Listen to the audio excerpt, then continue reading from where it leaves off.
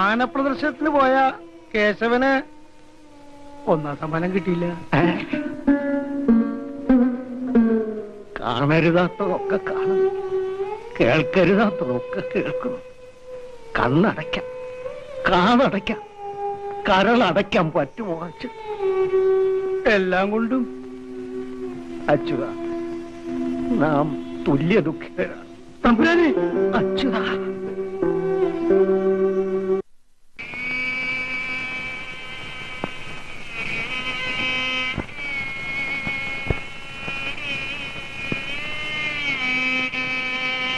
ആ നിങ്ങൾ വന്നോ? ആദ്യമായിട്ട് നീ തോറ്റു അല്ലേ കേശവ? നിനക്കും വിഷമം കാണും. അവനെല്ലാം കൊണ്ടും വിഷമ. മൂത്താശാന്റെ മരണം, നന്ദിനിക്കുട്ടിയുടെ ഇപ്പതാ മാളയിലെ